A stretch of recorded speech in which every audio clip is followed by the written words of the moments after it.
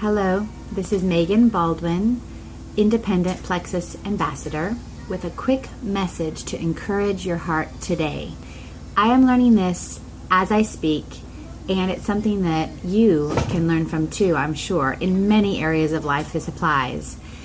But while I was in a women's book study out at my church a couple weeks ago, we were going through the book The Best Yes by Lisa TerKeurst, and she shares in that book about her daughter. When her daughter was in high school, she wanted to be a great pole vaulter, and she tried for 2.5 years. She showed up to practice. Every practice time she was there. Every competition and meet she was there, giving it her all and trying to get her body up and over that pole. And she failed every time. But did that stop her? Did coming in last place for 2.5 years stop her? It did not. It did not.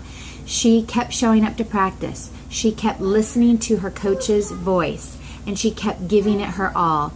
And finally, after 2.5 years, while she was at a meet to qualify her for like some final event, a great honor, she finally made it over the bar, and she actually broke the school record of over 10 feet up in the air. She got herself over that pole. She did not give up.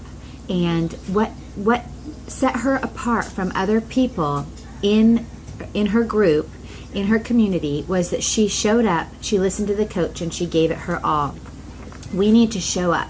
We need to acquire skills, and we need to apply them. So learning about what to do in our business, specifically in Plexus, is not enough. We actually have to apply it.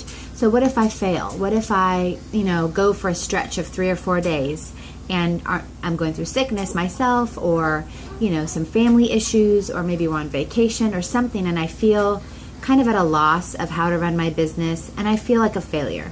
You need to pick yourself back up, and so do I, and try again.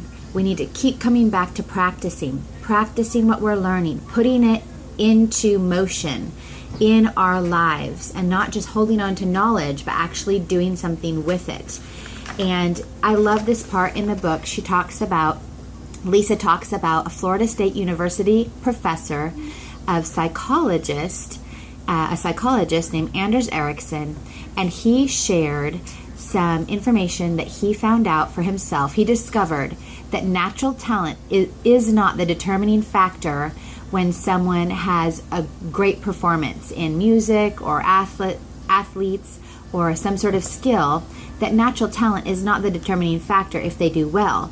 Instead, superior performance came from what he called deliberate practice. And he said this: by adjusting your execution over and over to get closer to your goal, you will benefit from that repetition. You will grow. But first we have to allow ourselves more error room. So just try it. Just put what you're learning into practice. You will fail. You will make mistakes. You might post the wrong thing. You might say the wrong thing. You might not have the information that you feel like you need right then. But keep trying. Keep coming to practice. Listening to your coach's advice. That's your upline, or the one above you, above that one. Someone in your upline can help you answer questions and encourage your heart.